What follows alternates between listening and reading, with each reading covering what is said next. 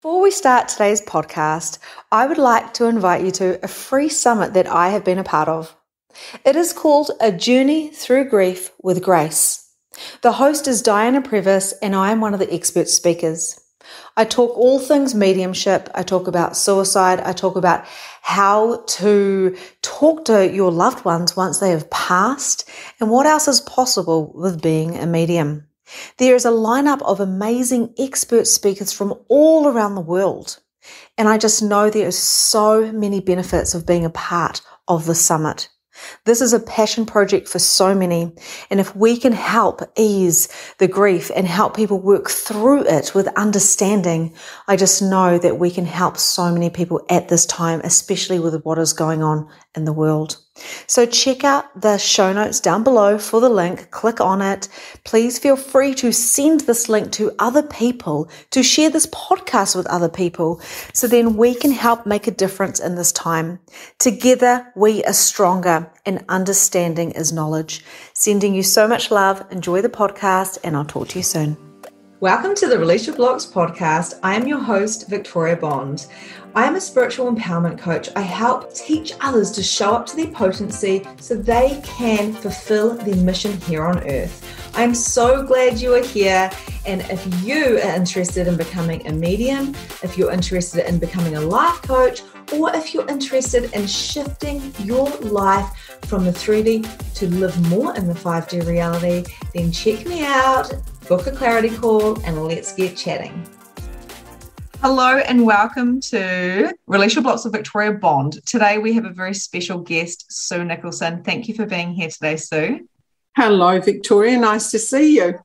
Nice to see you. And we've been trying to jump on this podcast for quite a while, but you were stuck in Australia because of lockdown. Yeah, stuck in Australia. Took 5 weeks. Kept praying upstairs, please, can you get me a flight? Then out the blue, Air New Zealand phoned us up. Out the blue. Like, we had 5 cancellation flights. And you know what it is, Victoria. Things happen for a reason. You know, I believe in that. And when the time is right, then we just got to understand, you know, this over on the other side, don't have any clocks. There's no time frame for them. Mm-hmm. But down here, we run by time. Like, we had a meeting. We've got to set up a meeting in that time. You know, and it doesn't always run at that time, you know, and then people get stressed out because they go, oh, I had a meeting, I'm 10 minutes late. Mm-hmm. Well, on the other side, it's like, chill out. We're doing what we can at this moment in time, which you can't see, but we've got the ball rolling. So just chill out, take a breath, do a meditation, and we're on to it. So that's what happened. And then came back and then was stuck in quarantine for 2 weeks in a room of 4 walls, and they actually should give out marriage guidance counselling. Make or break. So for those of you who are tuning in and you're not sure who Sue is, she is a psychic medium. So you have been on TV. So you were on an amazing Sensing Murder. It was legit my favorite program ever. And also you have written a couple of books. One of them I loved, and I actually cried the whole way through it. I got that emotional. That was the call, a call from the other side about your childhood and really about how you used to talk to spirit on your phone in the basement. It made me today spirit, because you know I'm a psychic medium too, and I get these hits, and I was like, I visualized that part of the book, and I was like, oh, that's right. That's when I fell in love with you. My little phone. That's why when I say to people, I'm just a switchboard operator for the other side, you know, so medium means in the middle. So I'm listening to them, the call comes in, they pass it to me, and I pass it to the person who's in front of me, or an audience, whoever, you know what I mean? And that's the way I look at it. And it was a little plastic phone. It had no inners in, you know, it was empty on the bottom. And I swore it used to ring. You know, it had no thing. It was plastic, like from a $2 shop or whatever. I used to pick it up and go, hello. And I used to hear them talking and go, okay, yeah. So it was interesting. And this was over in England, and now you're in New Zealand. So we're very lucky to have you over here. And so one of the questions I actually have for you is, one thing, as a medium myself, and I've really just started tapping into these gifts. It's definitely, I'm a long line of mediums, but we're all religious, so it was very much like hidden. And like when I was watching Sensing Murder, it was quite deep. There was some dark stuff. So what did you do to like deal with all of that? When I look back at it, Victoria, I think, how did I do that? It was the most challenging ever part of my journey. It really, really was. I was asked to do the last series, right? And I really had to think about it, and I turned them down, right? They only done 3 because things happen with the producers, because the other ones went into bankrupt, whatever, But I was on there for 10 years. I'd done it for 10 years. Wow. And the pressure of it, you imagine, right? And first of all, I get a phone call and they say, you've got to be at the airport at 7 o'clock in the morning. Okay. You haven't got a clue where you're going. And people would say, well, you should know where you're going. You're a psychic medium. I didn't want to know. And sometimes I would be on that plane and I get the person coming in already. And then, so a taxi would be there for me. They'd set up a hotel, like a conference room or somewhere. So I'd just have a small table, glass of water. They'd have all the cameras and the producers and everything, lights in your face. And then they'll go, okay, setting it all up. And they go, okay, ready, action. And you've got to be ready. You've got to be ready. And they slide a photo, and the back is all blacked out. You can't see. So you can't see anything. And I'll be going, okay, so I put my hand on it and I'll go, whoever's up there, you better come through because I'm looking an idiot sitting here, and the apprehension. So I start putting a profile together. Sometimes I would go to the last part of the life before I would get to the beginning. Do you know what I mean? But it's coming in all angles and pictures. I see very much, I have hearing, seeing, feeling, but my clairvoyance, clairvoyance and clairsentience, well, all of it really, they'd be showing me pictures, the pictures coming in, and I'd be going, and sometimes it was like I would actually be in the scene, so I'm in the room with them and I'm looking around, so I'm an observer. And then they'd take me to where the last part was, or I'd feel gravel under my feet. I'd feel gravel. It's a gravel road, or I'm on dirt, or I'm on a dirt track or whatever. And everybody's sitting there looking at you, not saying a word. And then they go, oh, okay. The first one, what's her name? Luana Williams. Yeah, in Tauranga.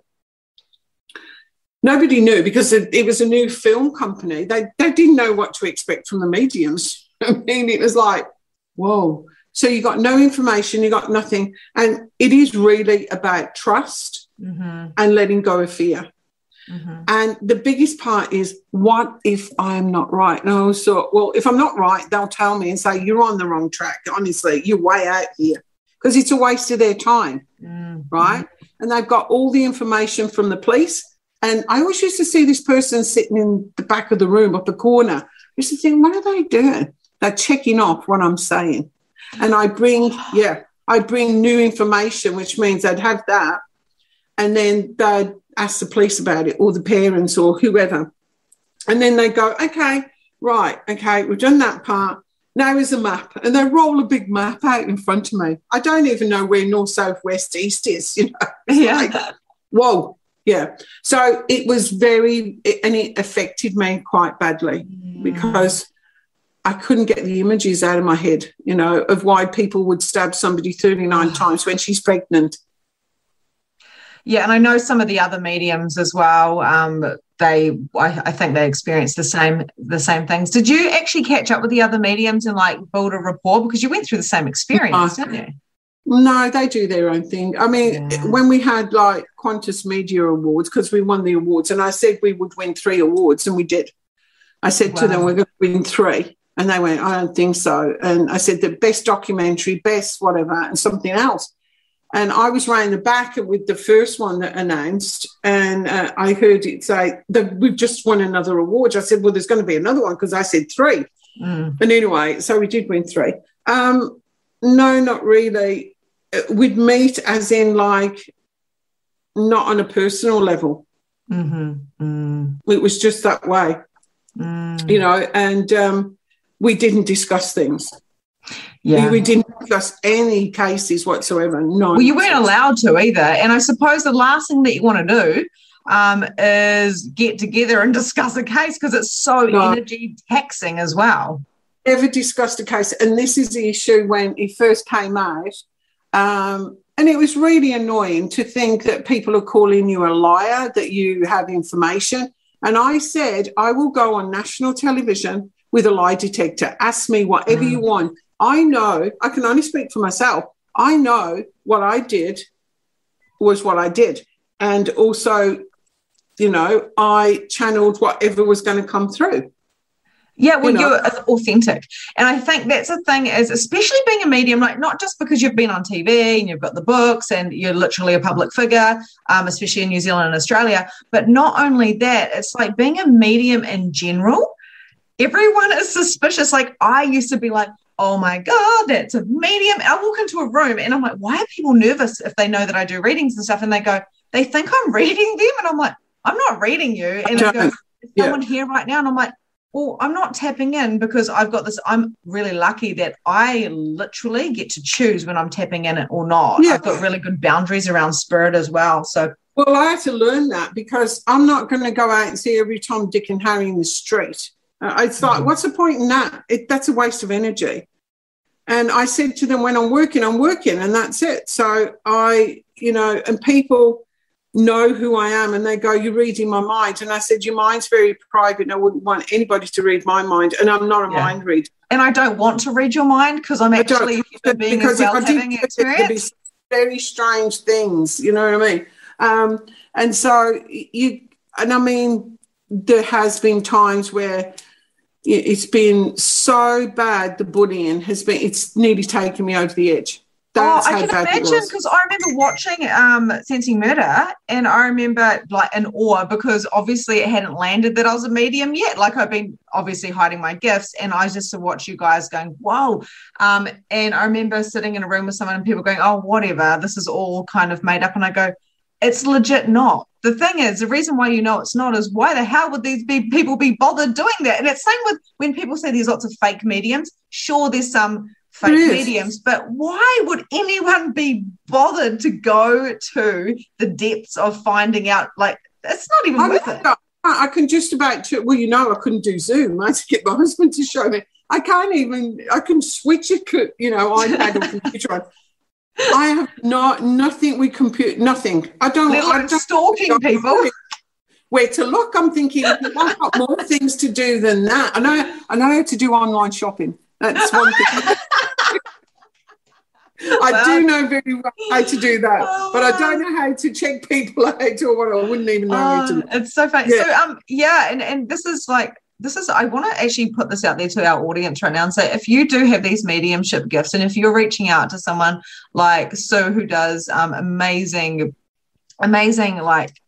teaching about this stuff in different ways. I've been to one of your day sessions as well, or if you're coming to me and doing magnificent mediumship, like it's really about owning yourself. It's actually about being authentic and going, you know what, if there are haters out there and if I'm going to get crucified for this, like I did all those other lives, then, you know, like if you're too worried about what other people think, then don't even start. But if you know that you've got a life purpose and to really stepping in and making a big difference and whatever that means, like we both know we're not just mediums, we're both life coaches as well.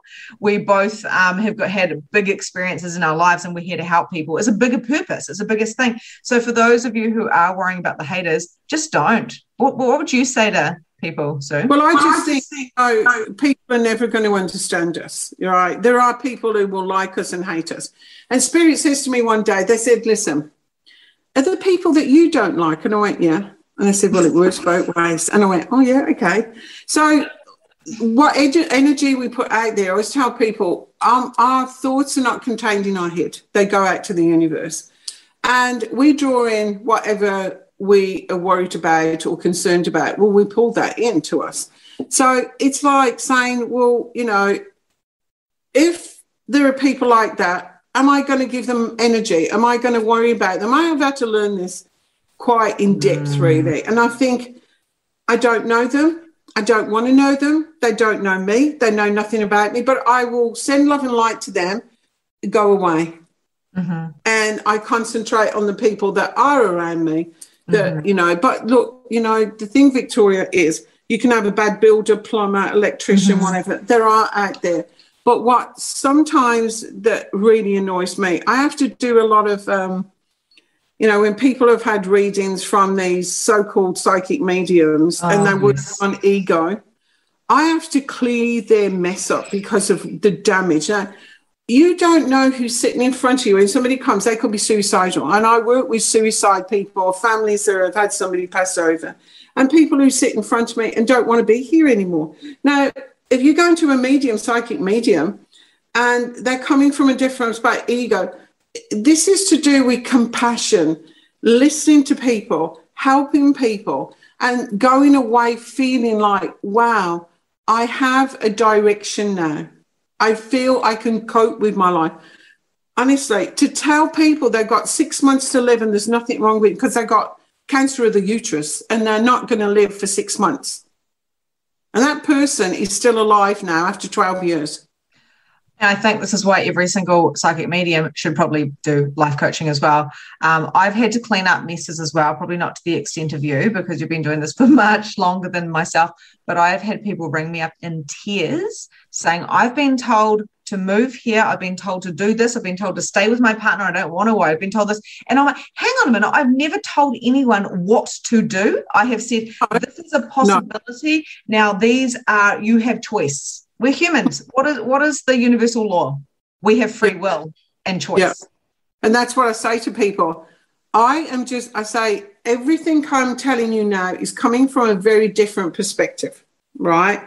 It's like, look at a bird. You've got a bird on the ground and it can see so much. But if a bird takes off, it can see the greater picture, you know. And I say, I'm just a bird taking off, looking at a different picture, right? That's what, and I'm sending it down to you. I can see this over there. But it's your choice whether you take on board what your angels is. I work with the angels and the guides and all of their angels and guides. So we have a big like crew behind me on the other side, and it's up to them whether they take it on board or not. You know, because everything is free will, free speech, 100%. Unless you're in China and you can't talk up. But you know, free thoughts and things like that. So yeah, it is. Everything is by choice. It is by choice. And I think one of the things that I've noticed with myself and learning over the last few years is it's really about their trust and faith that you said before, having the trust and faith. So my first reading, I was absolutely petrified, but Spirit had been telling me, you have to do this, you have to do this, you have to do this. I had the cards in my hand. I was shaking. I had somebody who I said, can I practice on you? Because I trusted her because I was a hairdresser for 20 years and she was one of my clients. And I knew I had to do this reading. So then they said, put down the cards, Victoria. And I was like, what?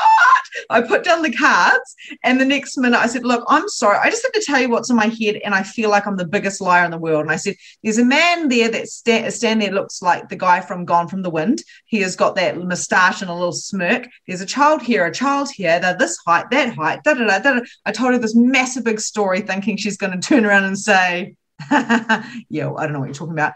And she said, that was my uncle, they're my cousins. And she told me this big story. And I went, holy shit, I'm a real medium.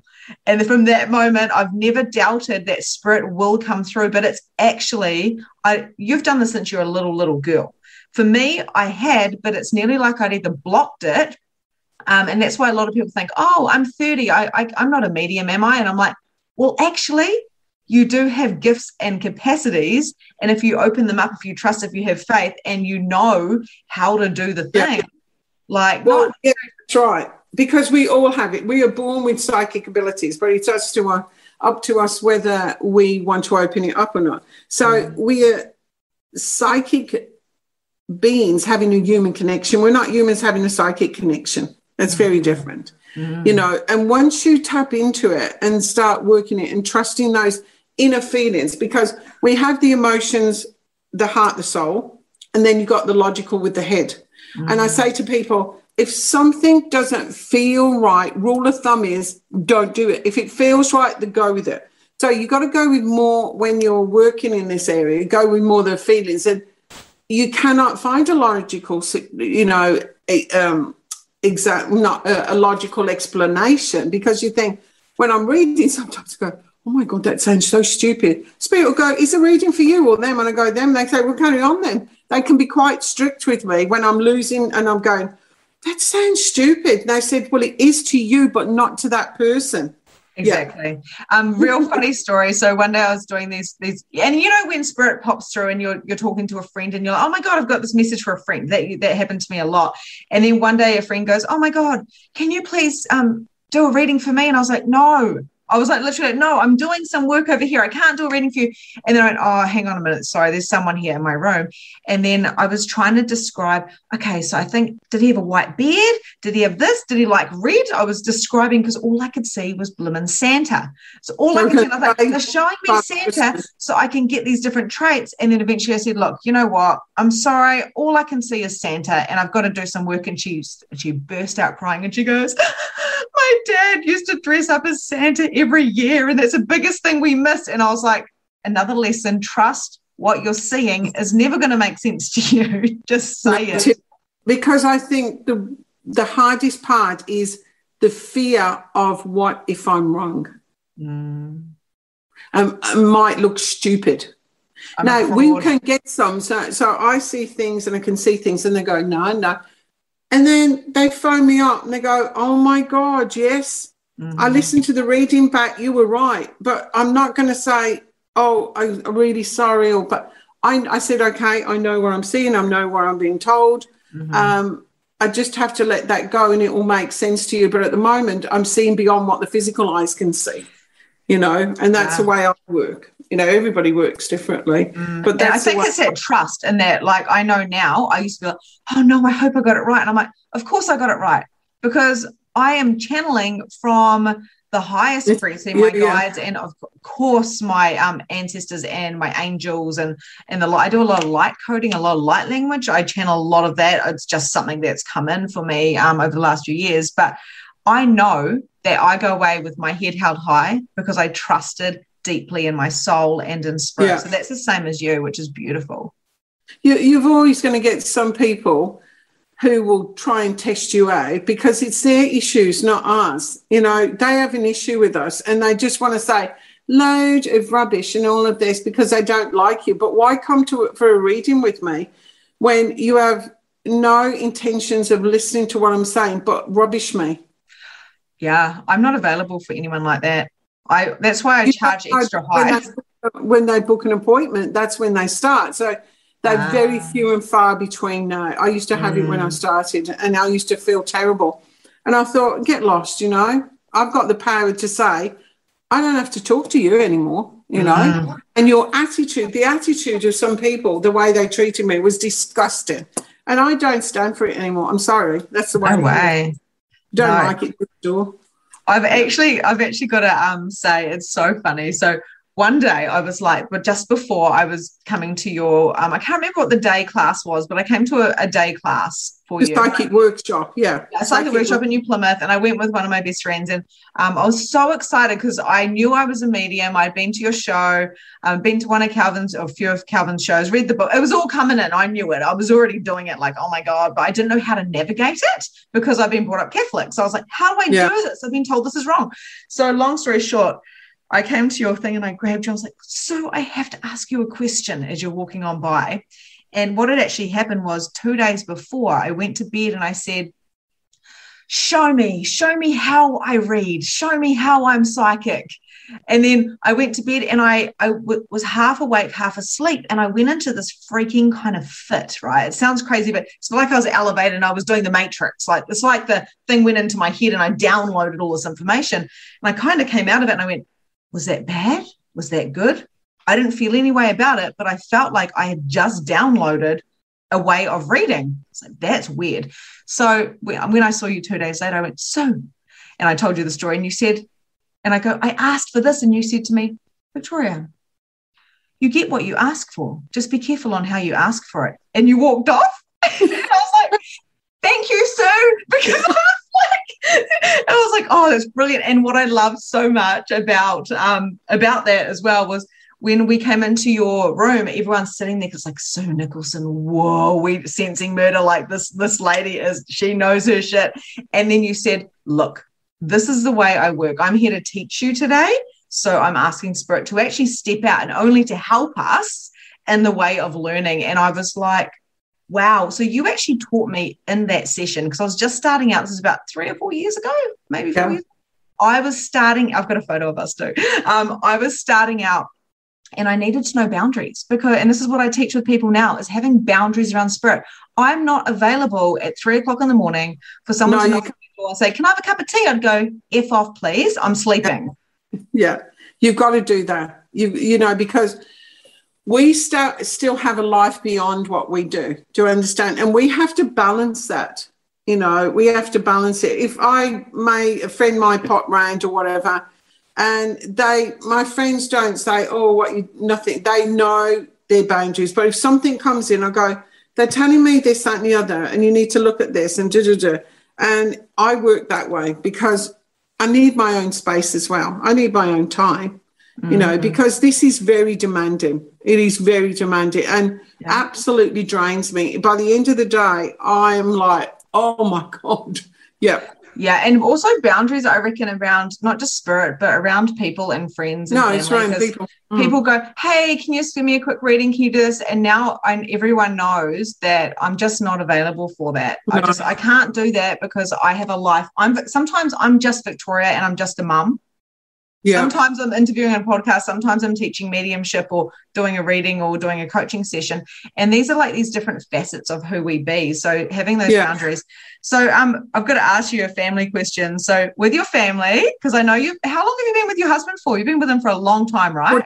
I married him in 1977. So 44 years. Beautiful, beautiful. I think I read some stuff about him in your book, but I've been with my husband for nearly 20 years. So we progress, obviously, with the skill and our what we're meant to do, our life's purpose. So how has he supported you, and what is his kind of interesting points of view about you being a reader?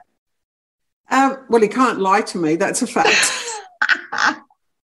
I go, do you want to say that again? Do you want to recap that again? Or do you want me to tell you the whole story? He goes, oh, God. Well, when I met him, like, nobody knew what I could do. And, you know, so I knew I was going to marry him. When I was a little girl, they said to me, you're going to marry Stephen.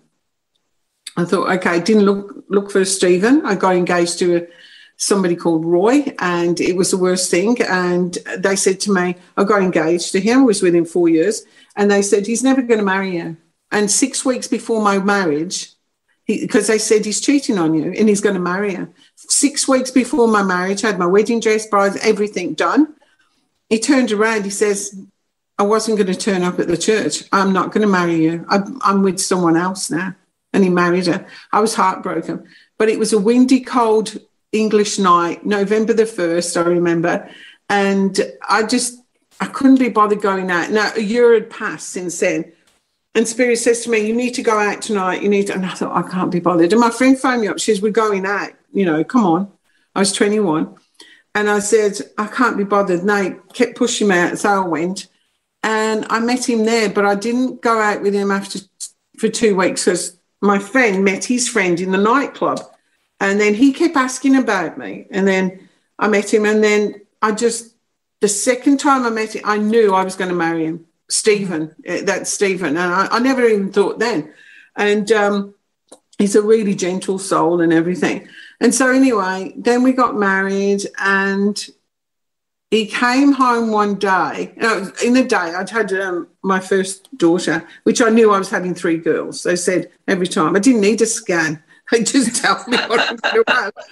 Anyway, so I had my first daughter, and she was 6 months old.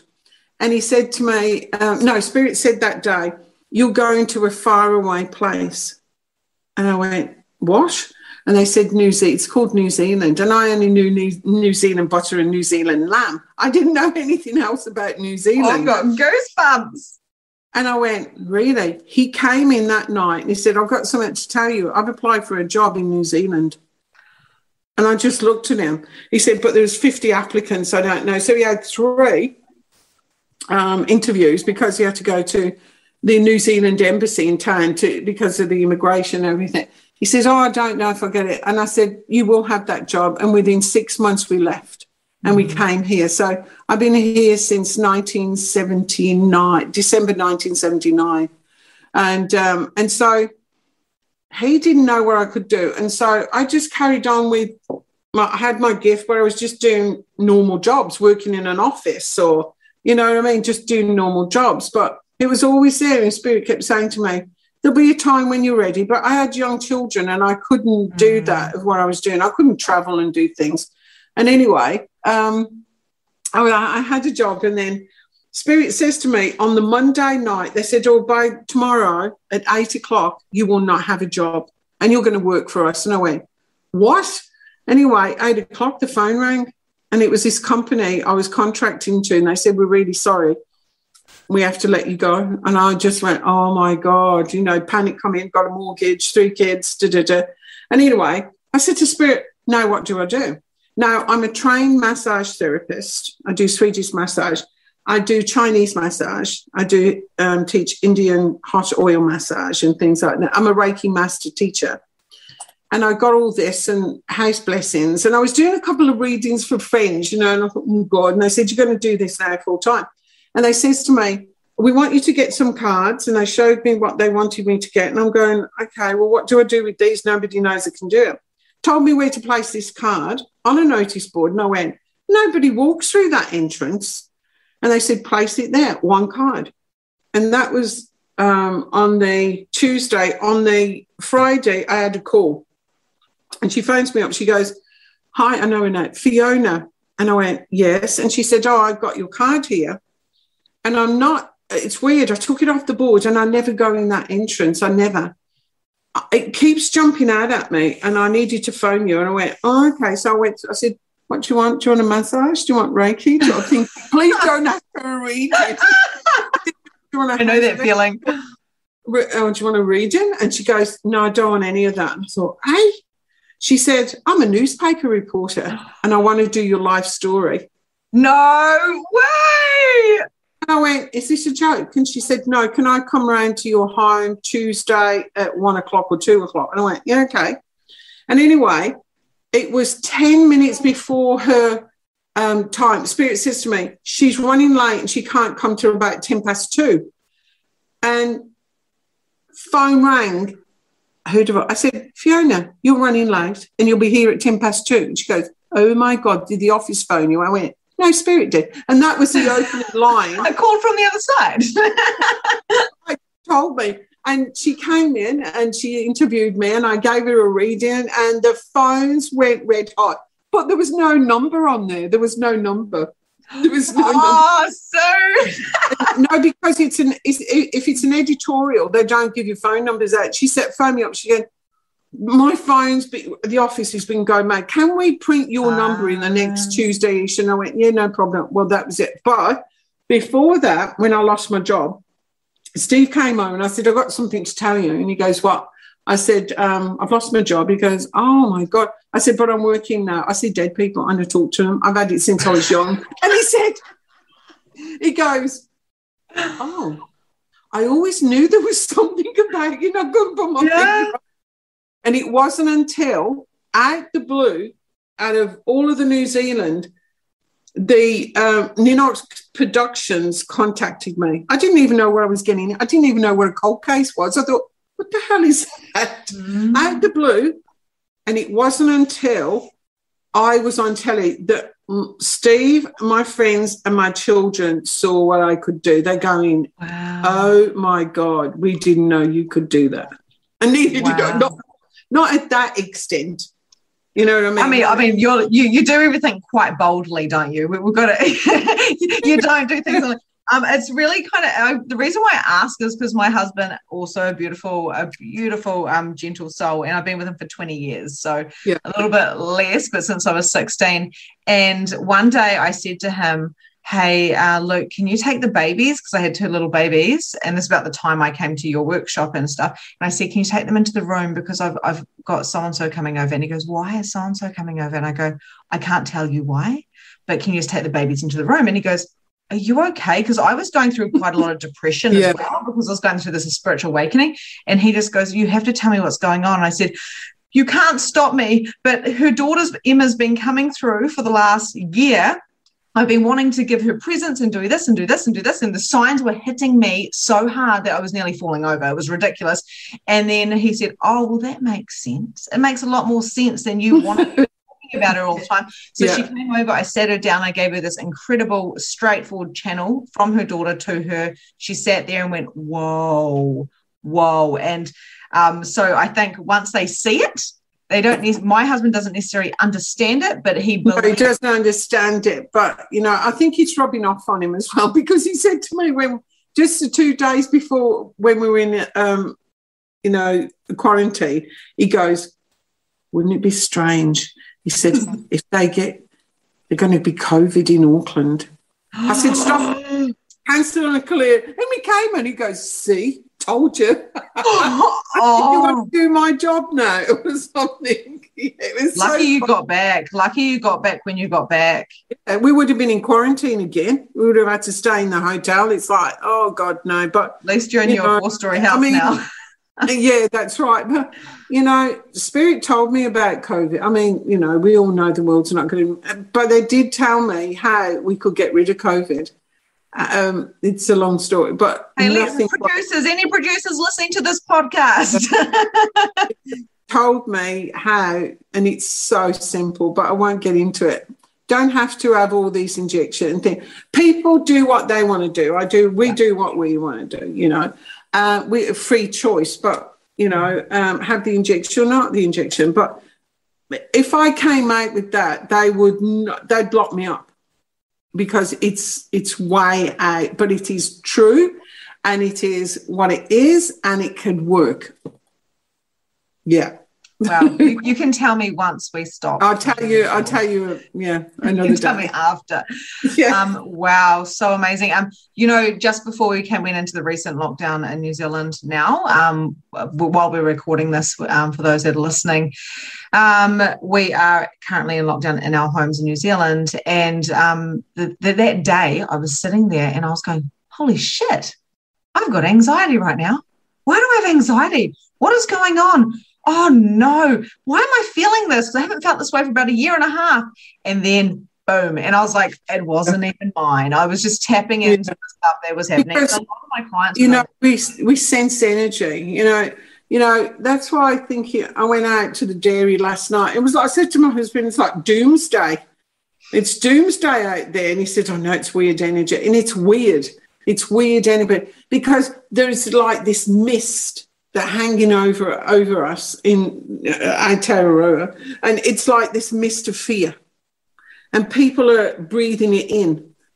I 100% know what you're talking about. I went for a walk the other day and I could feel it, that mist of fear. Like I legit was going, there's a mist of fear. I've actually talked about it in all my groups in the last kind of 3 days. And what I had to do is I had to lift, you're going to think this is crazy, but I had to lift it up off me, lift it up off my children. I lifted it up off my house. I actually put a dome over my house, and because I was going, I couldn't breathe. And then I went, okay, and I got all my clients and all my groups and I lifted the mist off them. And then when we did a group coaching, I said, guys, there's like this heavy mist and we need to lift it up now. And then we did healing and stuff with rose quartz. Yeah, and that's why all the light workers need to come together, because there's so much negativity, but there's less light workers. There's more negative than the light, but we just have to keep plodding along, and that's all we can do, and working on our own selves to radiate that energy out into the world.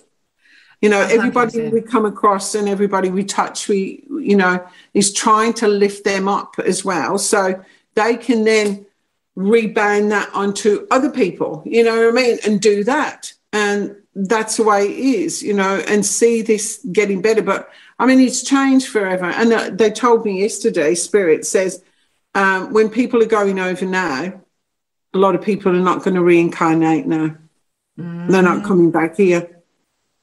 They've had enough. It's like, I'm not coming back because the world is changing, not that we want to, the way we don't want it to be, basically. That actually fascinates me because I've been doing quite a few readings recently, and because I've got a program called Quantum Key. So what I'm doing is I'm actually bringing a lot of light codes through to help other people activate. So then we've got more light workers that are actually doing the job, not hiding. Yeah.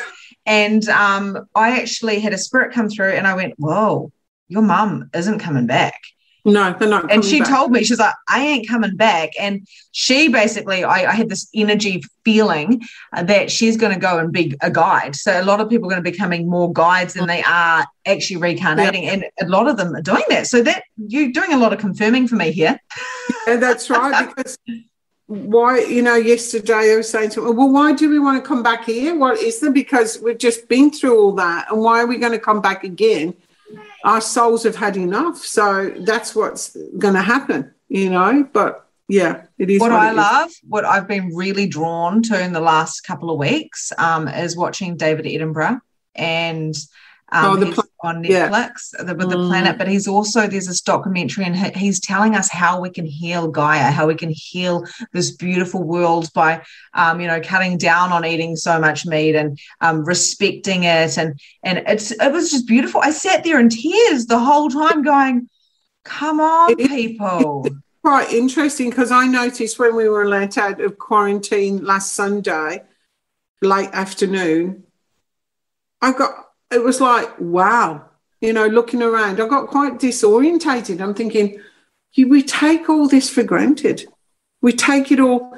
We just walk by, the grass and the trees and the flowers. And I was in the taxi looking around at everything going, wow, and we need to waken up and open our eyes to what we do have around us, not be pulled into this fear factor that everybody has, It's like being stuck in the 4D. It's nearly like people are trying to get to this 5D energy, but they're stuck in their shadows, and their shadows are becoming reality because, people go, and I'm like, you know what, guys? If you want to be in this 5D energy and be this beautiful human, having this, like I said, your spirit, having a human experience, it's time for you to open your heart. It's time for you to get some rose quartz. I know rose quartz is one of your favorites. You've got a big one on your finger right now.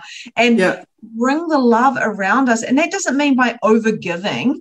It means by coming, like you said before, coming into ourselves and basically filling up our cup and having so much overflow for the world and the cosmos and each other. I know, right? And that's what we need to do. There's so much doom and gloom that we have to try and keep our own levels higher. Mm-hmm. Our frequency, right? Yeah. So our vibration is like... Everything is frequency, vibration and energy, everything. Everything around us is energy and vibration, but it's at a lower frequency vibration. Do you know what I mean? So everything, So, we just got to keep plodding along, keep going, educating the people that come in front of us or around us. And they may not understand at that time, but it's how we're going to plant a seed. And once we plant that seed, how we're going to nurture it. Yeah, absolutely. I love that so much. And the other thing I wanted to say to you as well is what I notice with my coaching and my intuitive abilities is people around me waking up. So my sister now is a medium, literally, who gets paid like all the time. She actually had a reading with you recently. These people around me are waking up and they're coming and they're getting, it's like that they're taking off these layers, right? And they're going, can you tell me what? So I feel like people's superpowers in their DNA is being activated for now. How do you feel about that?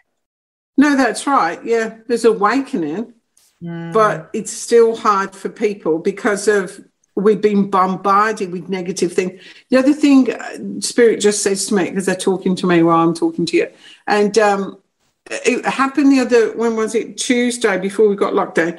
My grandson said, oh, Nana, have you seen that horror movie? I said, one, let me tell you now, when you look at horror movies or all this stuff, you are giving permission for the other side to come in on a lower energy vibration. Yes, I agree. And he goes, really? I said, you're showing them, I'm okay with these demons or whatever. And guess what? He phoned me up and said, oh, my God, Nana, can you explain this to me?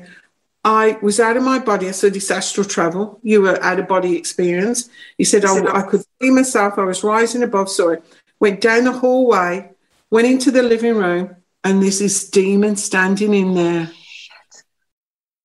I said, I told you, you are inviting them in. He said, I'm not watching them anymore. He said, it was the most evil thing I've ever seen. He said, I shot back into my body. I said, you need to cleanse your house now. So I should tell them, cleanse the house and do all that. And do not watch that stuff anymore. I'm telling you. Because you're inviting them in. And those movies are created in this kind of 4D reality from the writers and the producers and stuff. Yeah. And we're buying into their reality. I clear demons. I'm an energy clearer first, basically, and then a medium, because I understand the importance of being a clear channel, like hard out. So I do that as well, and I help children. So I love that you do that. One thing that you said to me, and it's funny because the resonating, that we've got so much resonating here. As you're talking, I'm like, oh my gosh. When I actually was in one of your shows once, and this just came to me before, and I asked you a question, and it was about the girl who had actually came through in that reading when I told that lady about what was happening. Before, so I actually asked you about that, which is kind of funny, and you wouldn't answer my question because I was trying to ask you a question about her and the feathers and stuff, but you like basically cut through it all. You looked at me and you said, you do what I do, how I do it, something like that. Like, you are like me, you do what I do, how I do it, like similar. And I went, my sister was in the back and so was my mum, and I was like, shut because I was like and I was like, oh, so the question is, and you went, no, you are. So obviously I was meant to get that message, like I am. You're going to be doing this stuff.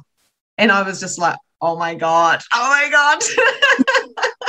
Yeah, I was thinking about something funny. It was so funny. I was lying in bed this morning because I'm planning shows again on a tour.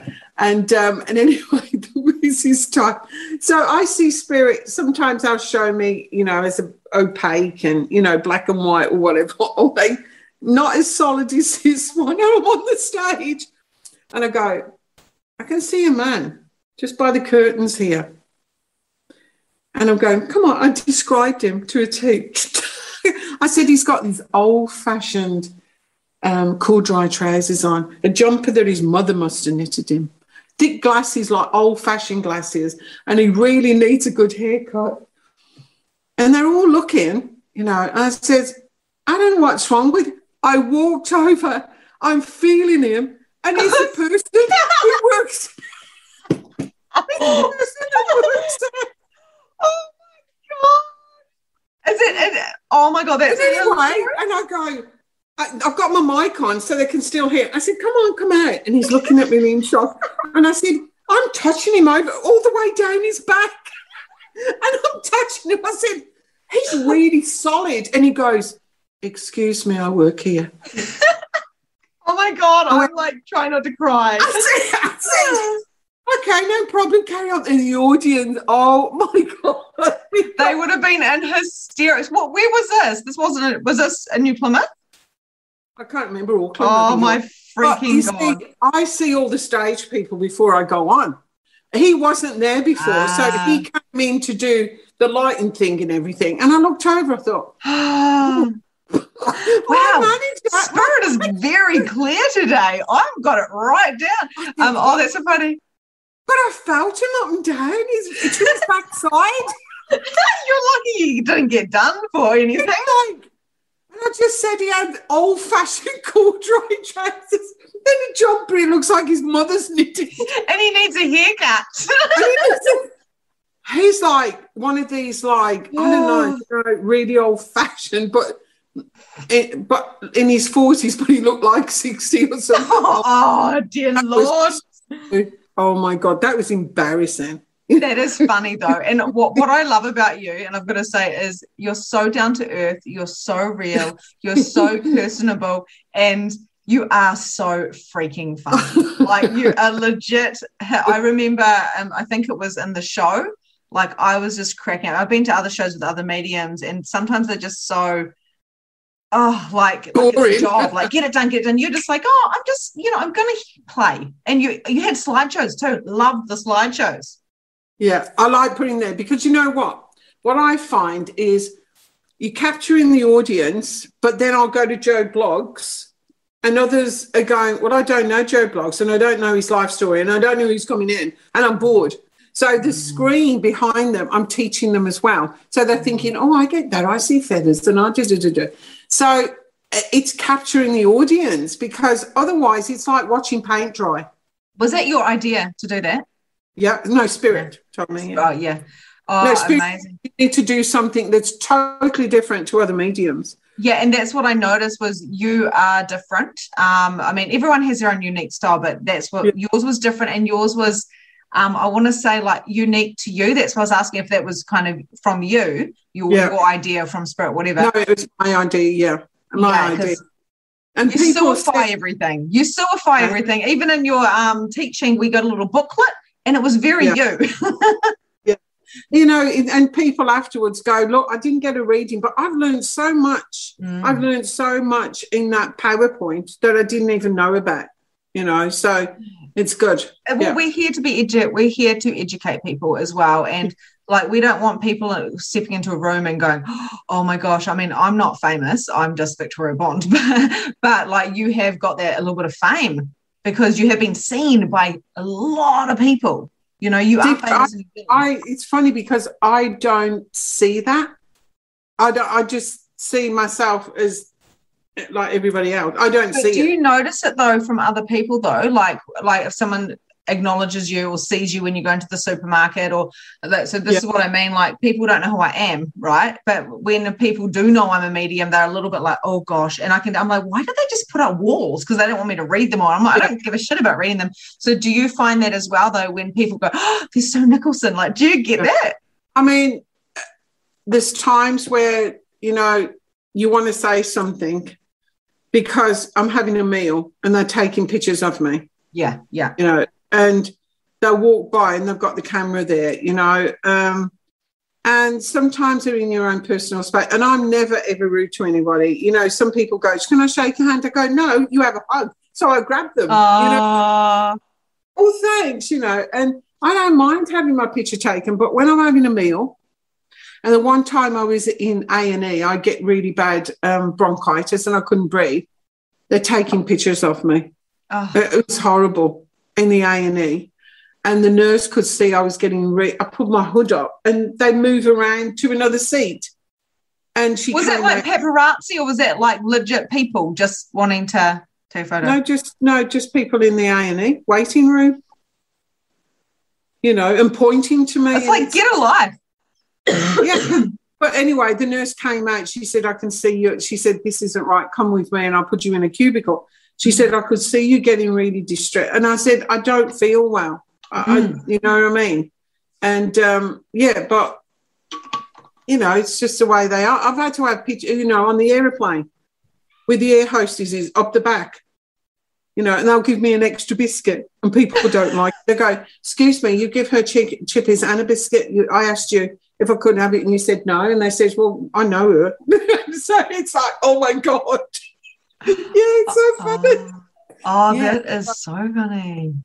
Yeah, and sometimes, you know, you get the perks of the jobs as well. And they go, oh, come into, you know, the business classroom. I'll phone Steve up and say, I'm in the business class here having food. Hey, goes, hey babe, I'll see you when we land. No, just kidding. So funny. Yeah, it's so funny. I'll go, well, I'm in here eating. I'll come out in a minute. You know what I mean? So, yeah, there's funny times, you know, and it counterbalances the sad times, really. Yeah. And it's very much, I think the coolest thing, one of the coolest things I love now, even though I'm just kind of getting into this as my life purpose, is we get to live an extraordinary life and we also get to understand the other side from spirit. Like, I wake up every day and I feel so grateful. I wake up every day and I go, thank you, because I got the deep understanding of, when we were talking about the demons before and the energy clearing and attachments and ugly energy, because I can see energy. I got a deep understanding about that before I started channeling messages. Like, it all came perfectly because I let it land that way. And I just feel so privileged to be having this conversation with you, to understand you as well, not going, oh, there's a medium. Like, I understand, like, it's just so beautiful. So what do you love so much about it?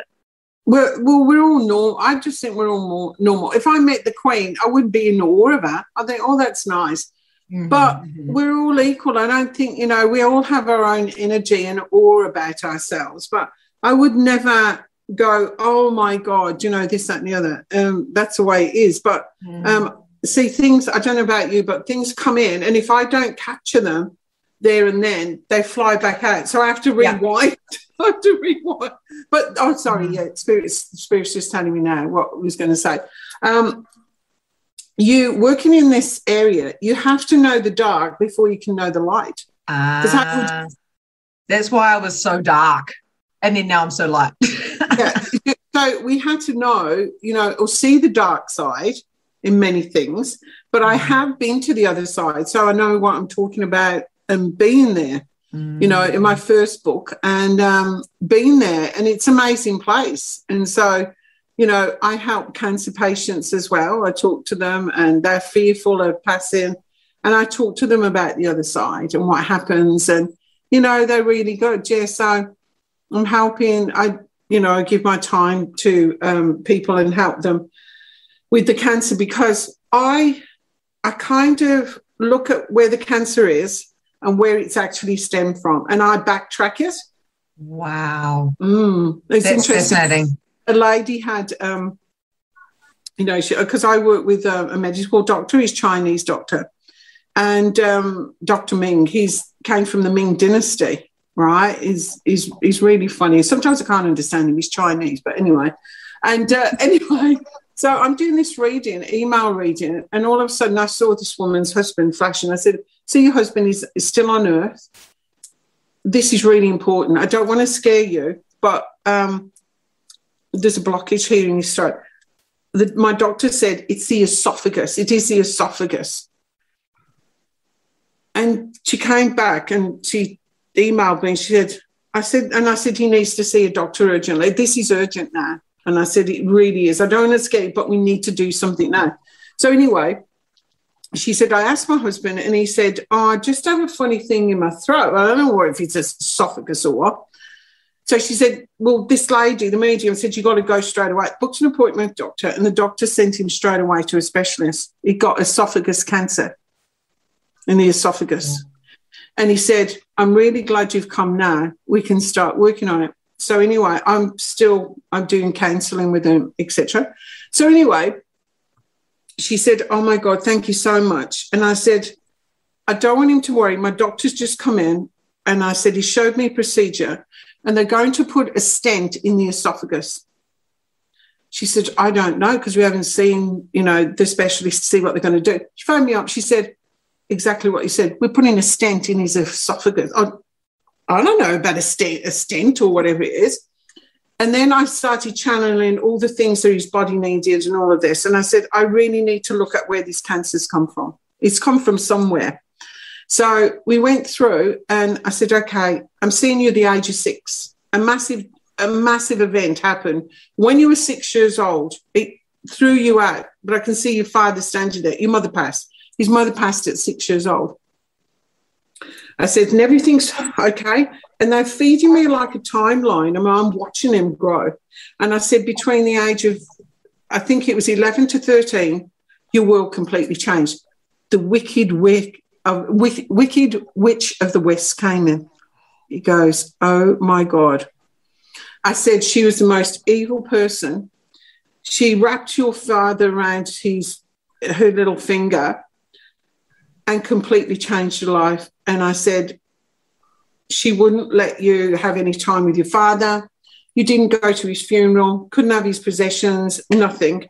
He burst out crying. And I said, you know where this stemmed from? You have never swallowed what she's done to you and couldn't say goodbye to your father. So I put him into a meditation, and his mother came in, and his father, and he handed him a watch. And I said, she's got a watch of his that should have been left to you. And yeah, he said, I know, but she won't let me have it. And, you know, and she hates us all. So I said, this has to go. And he's getting better. They can't believe he's had his first chemo, and I put him into a deep meditation, and his wife phoned me up and she said, oh my God, I don't know what you've done with Peter, but he's changed. His whole attitude has changed towards his cancer. And I said, he's going to make it. It's going to be fine. Wow. So I always find out where the problem has come from, because I'm a trained Louise Hay. You can teacher. I'm a teacher of Louise Hay. You can heal your life. Oh, wicked. I love that. This is why I said I think all mediums need to be life coaches, because I mean, I've never done anything that that profound. I'm not going to lie. That's intensely amazing. But I always kind of jump back in and the numbers pop up and go, what happened at this age? Because it does help clean it up, doesn't it? Yeah, it does, because disease in our life causes disease. It goes to the weakest link, and that memory keeps bombarding it until you've got an issue and a problem. So what we do, we go into that cellular structure and memory and then release it. I can do it with animals as well. Do you talk to animals as well? Like, do you ask them questions and get the information?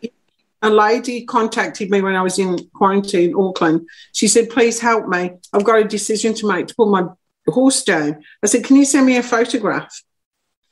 So she sent it me and I put my hand on it, and Spirit was talking to me about it, and all this information came up, how he was treated badly on this place. I said, she didn't tell me he's a rescue horse, etc.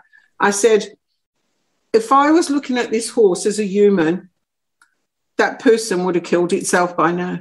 The depression, he's lost his soul. It's gone. It's gone. It's not. And I said, he's very dangerous. He's going to really hurt someone. And she teaches children. I said, I keep seeing children around. You've got to keep him away from children. He bucks, he kicks, and he bites. Very dangerous, right? And I said, he was so badly treated. He wants to go. She said, okay, I understand it now. And I said, he thanks you for the 8 months that you've been working with him, but he's lost his soul. It's gone. Yeah. So anyway, the next day I woke up and I saw him in front of me running in a field, and I phoned her. I said, he's already gone. And she said, oh, my God, it was terrible. I said, I saw him running in a field, so happy. She said, thank you, I can rest now. I said, he would have committed suicide if he was a human being. Oh, wow. Wow. And so, yeah, and people send me photos and I just put my hand on them and I see images and pictures. And so gifted. Yeah. And it's like a muscle, isn't it? The more you're doing it and it becomes familiar. I've worked with I had this whole bout of people, suicide people. I had a whole room where I am right now. I actually did a podcast on it with people that had committed suicide around me, talking to me, and I was channeling through what they were actually saying. And I just sat there and I thought, I shouldn't be doing this. And I thought, who am I to shut these people up, because they have a voice now? So they need to come through to tell their story. I get a lot of people say, why, our brother was amazing, our children, all this. You think he was amazing, and that's lovely. But in his own head, he'd lost his, and want to know why. And why did he do this? There's lots of reasons why people do it, because they can't face reality and they can't face their life. Yeah. And the thing, I was on stage once, and I'm not joking. They came in 4, and I heard the rifle going off. Boom. Wow. I'm going, oh, my God, somebody's killed themselves over there. Hold on, in a field by the tree. He was a farmer. He killed himself. I said, because I went, I'm in a car. I've gassed myself. He's over there. One's from the tree in the garden, and another one came in and he slit his wrist. And I'm going, oh, my God. I said, you're going to have to step back. I said, you're all coming in. I can't handle this one at a time. So I had the one with the rifle first, and I said, and I said to this woman, this is your father. And she said, yeah, he was a farmer and he shot himself down in the on the paddock by a tree. And then, and it's like, those ones are really heavy. It's intense. It's really intense. And then you've got to go transmute all that energy. I know for me, they were standing around me talking, and I was able to help these people. And the really interesting thing, because I was brought up to believe that suicide was you're stuck in purgatory. Yeah, because Catholics believe in that. Yeah, and so I got that stuff, but then I got told by the horse's mouth that like 2 of them stood next to me and said, "We don't regret it because we had to go. We didn't want to be here." That's right, because the Bible has been rewritten for the public or the world as they see it to control people. That's what it is. The real Bible, do you know where it is? I can't remember, but it's in the Vatican in Rome. Yeah, I thought that, but I didn't want to say that because I was like, I don't. And am I remembering right? It's locked away because if it ever came out, it would change mankind of religion forever. It's been rewritten to control us. You know, I'm a Christian and I've seen Jesus many times, talk to God. Who is God? Is it male, female? But it's something. Yes. And when we're in our hour of need, we pray to someone and we're asking for help, right? It doesn't matter if you're religious or not, but people go, oh my God, don't we? Oh my God. So if they didn't believe, then why are they saying, oh my God? It's my God, not some Joe Bloggs it's mine. Oh my God. And so, you know, it's there, but, you know, spirit calls an organised gang. They threaten you, you'll go to hell and damnation, and we want your money off you. Yeah. It's crazy. And I know when I'm a Reiki master now, and I was a bit shocked because when I started tapping into some mediumship, because it was a total opposite of being how I was brought up, I literally was seeing Jesus everywhere. And I was like, oh my God, why am I seeing Jesus? Why am I seeing Jesus? I'm not religious. And now, do you know, the funny thing is I just got this, the statue, no one can see it, but this Virgin Mary of my grandmother. I've got Mary on my neck, all these different things. And they like guide me. They guide me. I don't call myself a Christian because I've still got kind of attachments of what that means with the separation and all that type of stuff. But for me, I've definitely got deep beliefs and whatnot. But you just see the lies all around, and I think everyone has their own belief system and what works. Well, you have your own belief system. We believe in what we do. People may not believe in what we do, and that's okay. People believe in the vaccine and people don't, and that's okay. It makes the world go round, you know what I mean? It'd be boring if we all was the same thing and all thought the same thing and we all dress the same. It'd be boring, but that's life, you know what I mean? It's a variety. It's life. We have to have it. So I have loved talking to you. You are one of the most amazing, fascinating, gifted, bright and bubbly, down-to-earth people I've ever met in my world. I won't get out the room in a minute. That's right, you got a big house. You'll be fine. Just one last thing. What would, if you were to tell people one last message, those who are ready to expand their own superpowers and their own gifts, what would your advice be to them?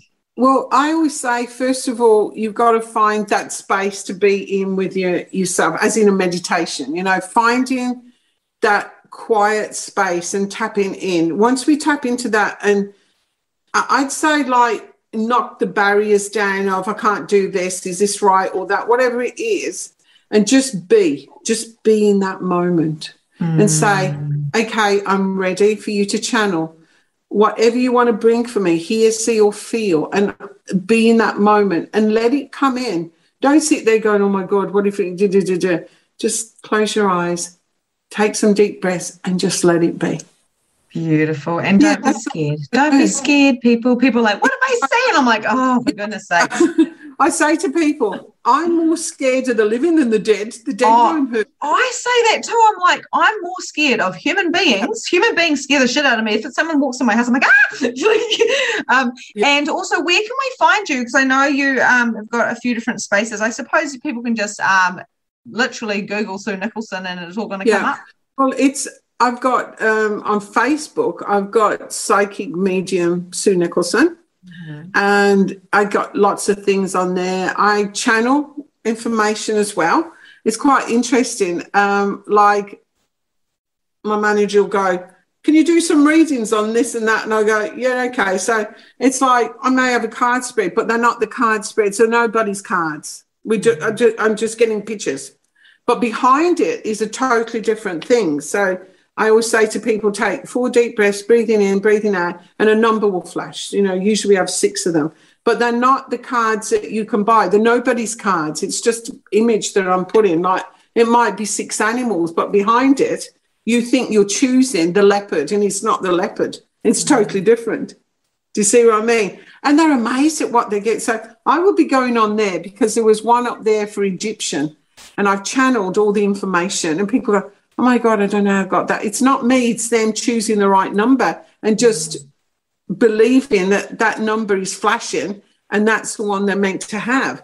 Things like that. So they can go on my my Facebook page. It's there. Yeah. So I do lots of things on there. Yeah. So, but I do have a website, www.suenicholson.co.nz. And thank you for this. They just said .com. I'm a .nz. That's where you probably got that from. From there, yeah. So just going on there, but I've got webinars, and I teach you psychic development for beginners, and there's everything on there. And there's 4 of those, and you go into section. It's like I'm sitting with you, training you, Wow. with everything, doing some really taking you into your past lives, 3 past lives of who you were before you came here. Going to see the archangels and all the archangels and everything.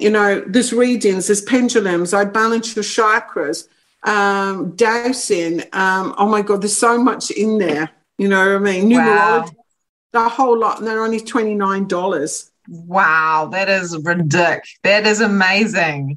Go check that out, everybody. That is so cool. So wow. But there are free meditations in there as well for nothing that they can download as well. If I knew that 5 years ago when I started Awakening, if I knew that there was all of this stuff and I just had to pay $29, I'd be like, okay, I'm down on that. And also people can go deeper with you. I know every now and then you put up I'm doing some readings so they can purchase readings. So keep an eye on Sue's pages and check her out. Thank you so much. This has been delightful. And Victoria, for having me on here. It's been great talking to you. It's really good to talk with another like-minded person who knows what we're talking about. Yes, rather than having to, people sometimes want the details so detailed that you're like, actually, it's about expanding your mind and going, what else is possible? Yeah, and doing that. Yeah. Okay, well, you have a great rest of your day. I should know that, shouldn't I? People go, I go, you should know, I should know that because you're psychic. Yeah, have a great day because I know. Yeah, all right. Thank you, everybody. We'll catch you later. Thank you. Bye. And that's a wrap for today. Thank you so much for joining the Release Your Blocks podcast. If you enjoyed this episode, I would love to hear from you. So please leave a review and tell me what your favorite takeaway from today was. There is so much more from where this came from. You can also find me at Holistic Energy Shifting on Facebook, where you can find more content, more coaching, and more guidance. Have a grand and glorious day, and I'll see you next time.